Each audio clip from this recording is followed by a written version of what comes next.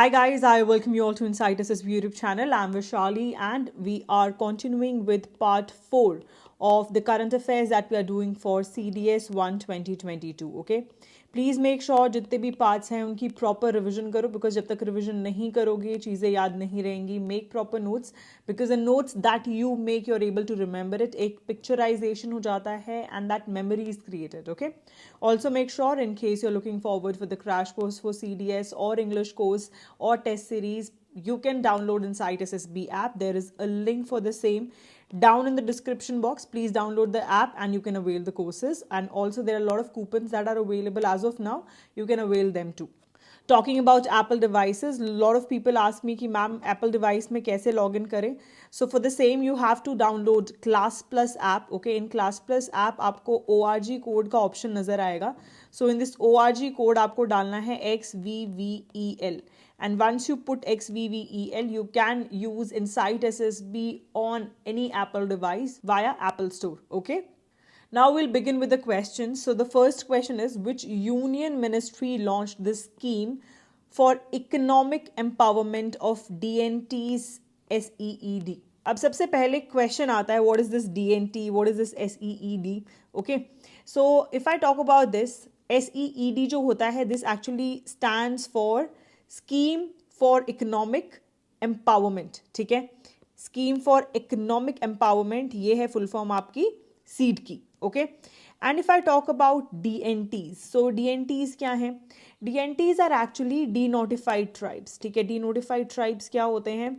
So what happened is कि criminal tribe act के अंडर, ठीक है, जो कि बेसिकली ब्रिटिश राज के टाइम पे near about you can say 1871 से 1947 के बीच में there was this one act जो कि लगाया गया था. So this was known as criminal tribes act. ठीक. और ये एनफोर्स किसने किया था? ब्रिटिशर्स ने किया था. ठीक है. सो इसके अकॉर्डिंग कुछ ट्राइब्स थे जिनको नोटिफाई कर दिया गया था एज क्रिमिनल ट्राइब्स. ओके. और ये जो एक्ट है ये रिपील कब हुआ था? ये रिपील हुआ था once we got independence and it was in 1952 जब ये रिपील हुआ था. 1947 में हमें इंडिपेंडेंस मिली थी और 1952 में ये रिपील किया गया था. ठीक है. और उस टाइम से पहले नोटिफाई किए गए थे, इसलिए अब इसको क्या कर दिया? डी नोटिफाई कर दिया. So now it is known as denotified tribes. समझ आ गया? अभी जो सीड है, सीड का बेसिकली काम क्या है? ये एक्चुअली इकोनॉमिक एम्पावरमेंट के लिए तो ऑफकोर्स कुछ हमें प्रोवाइड करनी पड़ेंगी चीज़ें. तो इसका जो मेन पर्पज़ है, फर्स्ट है कि हाउसिंग प्रोवाइड करना. ठीक है. हाउसिंग जो है ये किसके थ्रू हो सकती है? PMAY मैं ऑलरेडी आपसे डिस्कस कर चुकी हूँ पार्ट 3 में भी, पार्ट 2 में भी. ठीक है. तो इसके अंडर क्या होता है कि जो SC, OBC और जो आपके बिलो पॉवर्टी लाइन वाले लोग होते हैं उनको क्या दिया जाता है? ऑलमोस्ट दिया जाता है 1.2 लाख अगर प्लेन्स में रह रहे हैं, और दिया जाता है 1.3 लाख इन केस कोई भी माउंटेनस टेरेन में रह रहे हैं. ठीक है. फर्स्ट क्या हुआ? हाउसिंग. ठीक है. मार्क कर लो. फर्स्ट क्या है? हाउसिंग.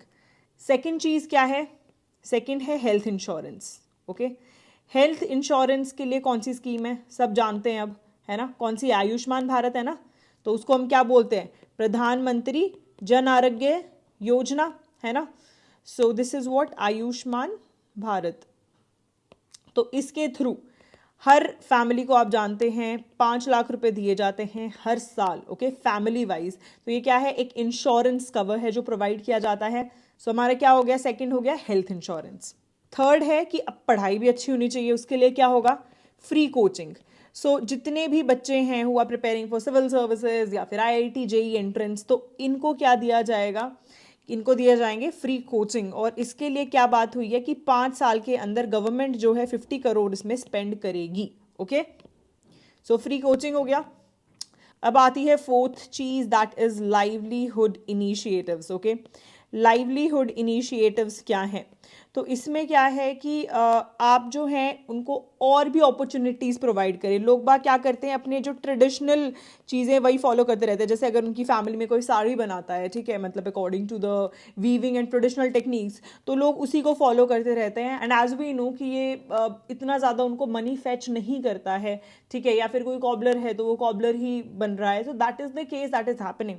तो लाइवलीहुड इनिशिएटिव में क्या है कि ट्रेडिशनल आपके जो काम है, it's good, you can follow it, लेकिन अब वो कर रहे हैं फोकस कि इनको ऐसी चीज़ें, टेक्निकल चीज़ें भी सिखाई जाए जिसके थ्रू वो अपने लाइवलीहुड को सपोर्ट कर सके, वो अपने लाइवलीहुड को अर्न कर सके, because the money that they are gaining out of this is not very much. Okay, so चौथा हो गया हमारा लाइवलीहुड इनिशिएटिव, ये अपना सीड है, इतना याद रखना। और ये कौन सी मिनिस्ट्री ने किया, आंसर क्या है इसका, ministry of social justice and empowerment. ठीक है, याद रखना है, इसका आंसर क्या है, बी है। Okay, moving on to the next question. The next question is कि कौन सा इंस्टीट्यूशन है जिसने इंटरनेशनल एनर्जी एजेंसी के साथ एक रिपोर्ट लॉन्च करी है जिसका नाम क्या है, रिन्यूएबल इंटीग्रेशन इन इंडिया।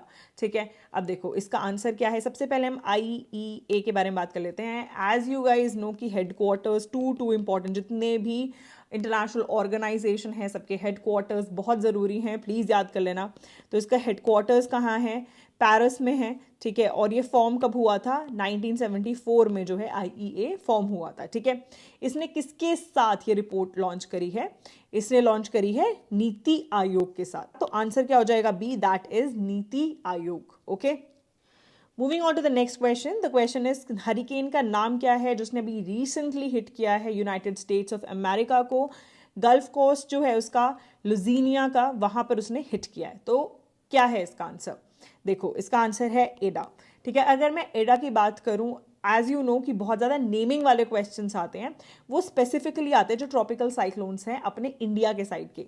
ठीक है, तो अभी क्या है, ये हरिकेन है। ओके, सो हरिकेन आपको मैंने ऑलरेडी बताया था, नेमिंग जो है ट्रॉपिकल साइक्लोन्स की अकॉर्डिंग टू क्या डिपेंड करती है कि वो कहाँ पे जनरेट हुआ था। ठीक है, कौन से ओशन में जनरेट हुआ था उसके अकॉर्डिंग उसे बोला जाता है। ओके, रिवाइज कर लेना, ये देखो मैंने पहले भी पढ़ाया हुआ है। Okay, so if I talk about एडा, सो एडा जो है आज तक टोटल 19 ट्रॉपिकल साइक्लोन्स के लिए ये नाम यूज कर लिया गया है। ठीक है, कुछ यूज हुआ था जो कि अटलांटिक ओशन में था, कुछ वेस्टर्न पैसिफिक ओशन, 13 नाम ऑलमोस्ट वहाँ यूज हुए हैं। एक नाम यूज हुआ था जो साउथ वेस्ट इंडियन ओशन में मतलब जनरेट हुआ था, और 2 बार ये यूज हो चुका है साउथ वेस्ट पैसिफिक ओशन में। सो बेसिकली नेमिंग का क्वेश्चन इसमें से डेवलप नहीं होगा। Only question that can be asked is कि ये कहाँ पर हिट हुआ था, एडा ने कहाँ हिट किया था, that was in USA। And if I talk about this gulf coast of Louisiana, this was the place जहाँ पे सबसे ज़्यादा इसका इफेक्ट देखा गया था, you can check it. Okay, अगर एडा की बात करते हैं, डेवलप कहाँ हुआ था, ये डेवलप हुआ था जो ट्रॉपिकल डिप्रेशन है आपका in the Caribbean sea. Okay, तो वहाँ पे ये डेवलप हुआ था। Okay, so this is important. अब मैं इसका थोड़ा सा आपको दिखा देती हूँ। यहाँ पे देखिए आप, it was somewhere here that it was formed. Okay, and ये ऐसे मूव करा है and it hits here. Okay, landfall इसने यहाँ पे लिया है। इसके साथ साथ इसने क्यूबा में भी हिट किया। सो इसका जो लैंडफॉल है वो क्यूबा में भी रहा है। ठीक है, so this is the important thing that you need to remember. इसके साथ साथ और कौन से एरियाज है जहाँ पे इसने इफेक्ट डाला, एक तो देखो north east United States of America है। ठीक है, देन न्यू इंग्लैंड है। ओके, देन केमन आइलैंड है। ठीक है, केमन आइलैंड्स, उसके बाद अटलांटिक कनाडा है। ओके, एंड क्यूबा जो मैं आपको ऑलरेडी बता चुकी हूँ। मेजरली कहाँ पर है, मेजरली मैं आपको ऑलरेडी बता दिया, United States of America. Moving on to the next question, that is Sergio Mattarella जो है वो इलेक्ट किए गए हैं as president of which country for the second term. दूसरी बार इनको इलेक्ट किया गया है, इसका आंसर क्या है, दैट इज इटली। ठीक है, next one is which institution has released report titled reforms in urban planning capacity in India? Very very important. ठीक है, अब देखो इसका जो मेन काम है दैट इज रिफॉर्म जो है वो रिकमेंड करना, that will help in what, in strengthening which part, urban planning capacity. ठीक है, अर्बन प्लानिंग कैपेसिटी को इम्प्रूव करेंगे। As you guys know that बहुत सारी रिपोर्ट्स रिलीज होती हैं, है ना, और बहुत सारे ऐसे इंडेक्सेस भी आते हैं, and we have seen that our country's condition is not good. कभी भी टॉप 50 में I have not seen like majorly जितने भी आपके आते हैं, हैप्पीनेस इंडेक्स है, कुछ भी आ रहा है, तो जितने भी इंडेक्सेस हैं वहाँ पे नहीं आता है अंडर 50 जो इंडिया का है यूजुअली। सो उसके लिए what they are doing is urban planning develop कर रहे हैं विच में help in improving the condition of India in various indexes. Okay, तो अब ये जो कैपेसिटी है ये किस सेंस में इंप्रूव होनी चाहिए, देखो एक तो टेक्निकली, ठीक है, टेक्निकली इंप्रूव होनी चाहिए। सेकेंडली ऑर्गेनाइजेशनली, ओके, ऑर्गेनाइजेशन जो है उसमें थोड़ी स्ट्रेंथनिंग लानी पड़ेगी। वी हैव टू सी कि किस तरीके से इम्प्रूव कर सकते हैं ऑर्गेनाइजेशन को, एंड किस तरीके से जल्दी काम करा सकते हैं। उसके बाद इंस्टीट्यूशनली, ठीक है। सो इस तरीके से अर्बन प्लानिंग कैपेसिटी इंप्रूव करनी है।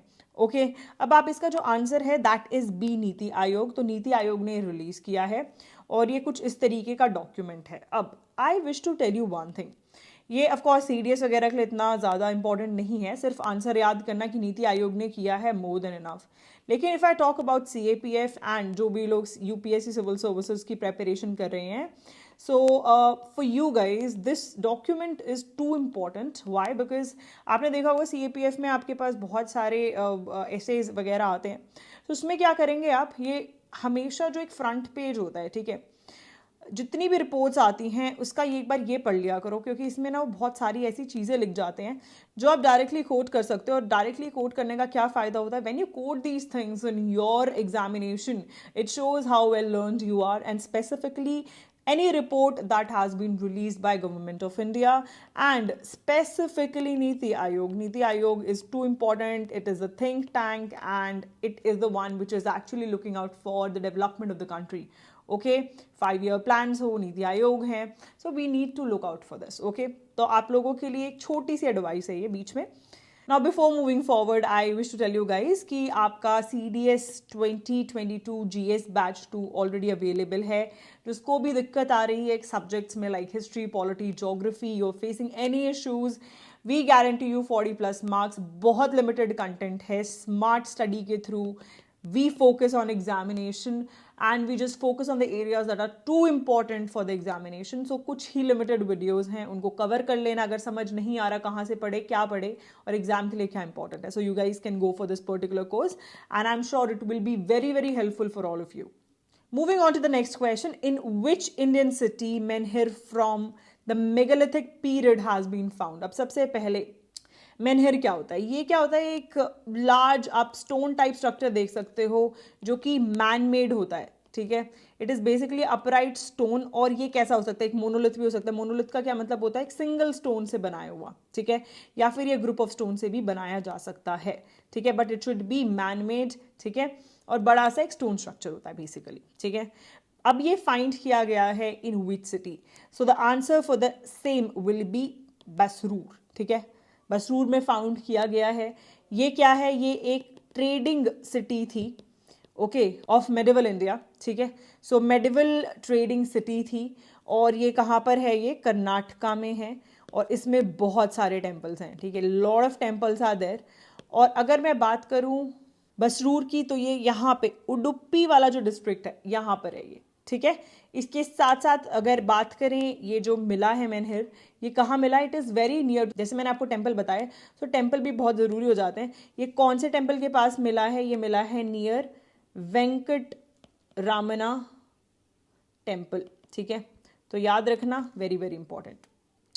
और अगर मैं मेगालिथिक पीरियड की बात करूँ तो ये कौन से साल के बीच में, 1000 BC से 800 BC, ठीक है। BC का आपको पता होगा ना, उल्टी रिवर्स काउंटिंग होती है, 800 BC नियरेस्ट है और 1000 BC is like before this, ठीक है। So you must know this thing, BC की रिवर्स काउंटिंग होती है, नॉट लाइक AD की, मतलब पहले जो नंबर है वो पहले आएगा, ऐसा नहीं है, इसमें उल्टा चलता है, ठीक है। Now coming to the next question, that is in partnership with whom 5th edition of Defense India Startup Challenge was launched by Defense Ministry. अब इसका मेन काम क्या है कि हमारी जो कंट्री है वो अपने आप चीज़ें मैन्युफैक्चर करने लग जाए for defence as well as aerospace, ठीक है। सो मेन काम इसका ये है कि फोस्टर कर सके इनोवेशन और टेक्निकल डेवलपमेंट डिफेंस सेक्टर और एरोस्पेस में, ठीक है। अब इसमें क्या है कि हम सपोर्ट करेंगे किसको, एक तो जितने भी स्टार्टअप्स हैं और इसके अलावा जितनी भी MSMEs हैं कि वो डेवलप करें, इनिशिएट करें, कुछ प्रोटोटाइप लेके आएँ, कुछ अपने बिजनेस या फिर कमर्शियल प्रोडक्ट्स लेके आएँ, ठीक है, जिनको क्या किया जा सकता है, जिनको यूज़ किया जा सकता है, and they will be of course paid for it accordingly. तो ये है कि मेड इन इंडिया को पुश करने का तरीका बेसिकली, ठीक है। अब इसके साथ साथ एक और इम्पॉर्टेंट चीज़ है, 12th डिफेंस एक्सपो जो है वो कहाँ हो रहा है, इट इज़ बीइंग होस्टेड इन 2022, कहाँ पे, गांधीनगर में, है ना, गांधीनगर गुजरात में, ओके। और इसकी जो थीम है वो क्या है, India the emerging defence manufacturing hub, ठीक है। तो इसको हमें याद रखना है, इंपॉर्टेंट है। और अब यहाँ पर क्या होने वाला है, ये जो आपका 12 डिफेंस एक्सपो है बहुत ज़्यादा ज़रूरी है, क्योंकि यहाँ पर होगा second edition of India Africa, ठीक है, India Africa defence minister conclave, ठीक है। तो this is very very important, ये पूछा जा सकता है एग्जाम में कि की फीचर क्या है। सो दिस इज इंपॉर्टेंट की फीचर है ये, okay.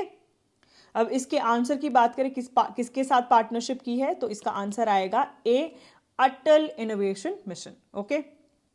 Coming to the next question, that is, which group of countries participated in Sea Dragon 2022 military exercise? तो इसका जो आंसर है दैट इज इंडो पैसिफिक जो कंट्रीज है उन्होंने किया है। क्वाड की कुछ कंट्रीज हैं, तो आप डाउटफुल हो जाते हो कि क्वाड तो आंसर नहीं है, नहीं, the answer is not quad, the answer is Indo Pacific countries, because और भी कुछ नेशंस हैं, जैसे कि क्वाड की कौन कौन सी है, एक तो अपनी इंडिया है, ठीक है, ऑस्ट्रेलिया है, ठीक है, यूनाइटेड स्टेट्स ऑफ अमेरिका है, और इसके साथ साथ जापान है, ओके। बट इसके अलावा और भी नेशन हैं, that is south Korea, okay, and Canada. तो आंसर इसका क्या होगा, of course it will be Indo Pacific countries, not just the quad group, because इसमें सारे नेशंस है, so you kind of think कि अच्छा क्वाड आंसर है, फाइन। अब इसका जो मेन काम है that is anti submarine warfare की, इसके अंदर क्या चली थी, ट्रेनिंग चली थी, ओके। अब पूछते हैं जैसे कि बायलेटरल एक्सरसाइज है एटसेट्रा एटसेट्रा, तो ये क्या है, ऑफ कोर्स इसमें बहुत सारी कंट्रीज है, तो क्या है ये मल्टीनेशनल एक्सरसाइज है ये, ओके। और कहाँ पर हुई थी, ये होस्ट की गई थी यूनाइटेड स्टेट्स ऑफ अमेरिका के अंदर ही, at which place, Anderson air force base, ठीक है। एंडरसन एयरफोर्स बेस जो है, where is it located, it is located in Guam, fine. So these are important things, कहाँ हुआ था, कौन कौन से कंट्री थे, ये मल्टीनेशनल एक्सरसाइज है कि नहीं है, so please remember this. Moving on to the next one, that is Ramna Kali temple, जो कि देखा गया था न्यूज़ में, वो कौन सी कंट्री में लोकेटेड है, ठीक है। तो ये क्या था, ये बनाया गया था ड्यूरिंग मुगल पीरियड, जैसा बोला जाता है, ओके। और ये जो टेम्पल है वो डिस्ट्रॉय किया गया था इन 1971, जब ऑपरेशन सर्च लाइट जो है वो लॉन्च किया गया था इन मार्च 1971 बाय पाक फोर्सेस, ठीक है। तो ये किसका था, operation searchlight by Pakistan. So उस टाइम क्या हुआ था, it was destroyed, okay.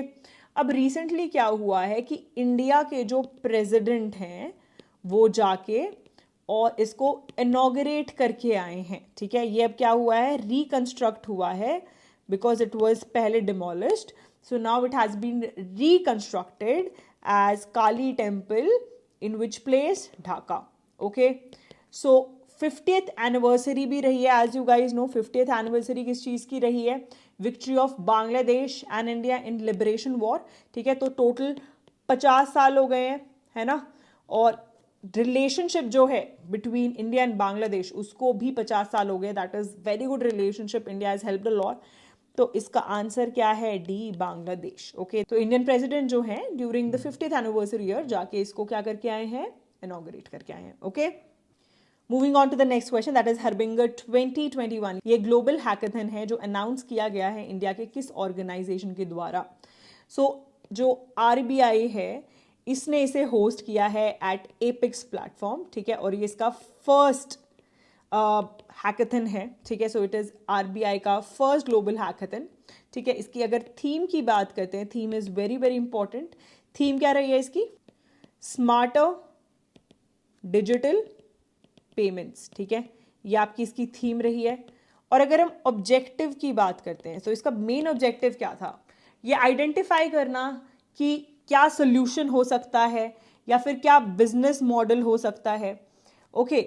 If we talk about potential in payments, okay, जो भी डिजिटल पेमेंट्स हैं, जितने भी अंडर प्रिविलेज्ड सेक्शंस हैं, ठीक है। जैसे एज यू गाइज नो कि या आजकल हम यूज़ कर रहे हैं बहुत सारी चीज़ें, जैसे कि Paytm etcetera, that is all we are using, but is everyone able to use it, जितने रिक्शा वाले हैं या फिर जितने भी बिलो पॉवर्टी लाइन लोग हैं जिनके पास आई गेस फोन भी नहीं होते, so are they able to use it, because some people don't have smartphones, okay. So क्या वो यूज कर पा रहे हैं, नहीं। तो जितने भी अंडर प्रिविलेज सेक्शंस हैं उनकी अगर हम डिजिटल पेमेंट्स की बात करते हैं, उन तक कैसे पहुंचे, और इसके साथ साथ ये भी कि जितना भी ईज ऑफ पेमेंट है उसको कैसे बढ़ाएं। एंड एज यू नो कि बहुत सारे हैकर्स बैठे होते हैं जो कि बैंक अकाउंट्स पे इफेक्ट डालते हैं। सो अगर हम बैंक अकाउंट की बात करें या फिर अगर हम पेमेंट डिजिटल की बात करें तो इसको सेफ और कैसे बनाया जा सकता है, ठीक है। So this has been the main motive. Now moving on to the next question, that is Mount Etna, जो अभी रिसेंटली इरप्ट हुआ था, ये कौन सी कंट्री में है? तो अगर इसकी मैं बात करूं, माउंट एटना ये एक काफ़ी एक्टिव वॉल्केनो है, ठीक है, एक्टिव वॉल्केनो है। और ये कहाँ पर है? This is at the coast of Sicily, ठीक है, कोस्ट ऑफ सिसिली में है ये। So this is the place, okay, Sicily है ये, एंड यहाँ पे इसके कोस्ट पे माउंट एटना प्रेजेंट है, ठीक है। सो आंसर क्या हो जाएगा इसका? इटली हो जाएगा, ओके। इसके अलावा भी रिसेंटली जो हवाई आइलैंड्स हैं, ठीक है, हवाई में जो बिग आइलैंड है वहाँ पर एक वॉल्केनो है जिसका नाम है क्लाउ वॉल्केनो, ठीक है, वो इरप्ट हुआ है और इसकी वजह से अर्थक्वेक भी आया था of almost 4.4 magnitude, okay. Moving on to the next question, that is Dhawan 1, जो कि इंडिया का first privately developed fully cryogenic rocket engine है, वो कौन सी कंपनी ने डेवलप किया है? सो इसका जो आंसर है that is Skyroot Aerospace, very very important. और इसका जो नाम है धवन 1, ये किसके नाम पे बेस्ड है? It is based on Satish Dhawan. Satish Dhawan कौन थे? सतीश धवन थर्ड चेयरमैन थे इसरो के, ठीक है। और अभी आप जानते हो कि जनवरी में, that is in January 2022, chairman change हुए हैं इसरो के। सो द न्यू चेयरमैन, उनका नाम क्या है? S Somnath, please remember this, ठीक है। न्यू चेयरमैन है ये अपने, और ये किसके सक्सेसर हैं? K7 जो थे उनके सक्सेसर हैं, ठीक है। Now so new chairman of ISRO is who? S Somnath, fine. और बेस्ट पार्ट क्या है? ये 100% इंडिया ने ही बनाया, मेड इन इंडिया है। और क्रायोजेनिक की बात करते हैं, व्हाट इज क्रायोजेनिक? बेसिकली एक ब्रांच है फिजिक्स जो कि डील करती है ऑन वेरी लो टेम्परेचर, ठीक है, मतलब बेसिकली डी फ्रीजिंग टेम्परेचर्स पे जो डील करती है, ये एक वो ब्रांच है फिजिक्स की, ठीक है। So with this guys I and part 4। Please make sure that you revise nicely everything that I have taught you in, and ये जो आखिरी महीना है इस टाइम पे टेस्ट सीरीज पे ध्यान दो, ठीक है। जितनी टेस्ट लगा सकते हो, प्रीवियस ईयर क्वेश्चंस लगा सकते हो, अब मेजर फोकस रखो क्वेश्चन सॉल्व करने पे, ठीक है। All the best, keep working smart, and I am very sure that I will see lot of your names right into the list of UPSC once the CDS releases its result, okay? So all the best, keep working smart.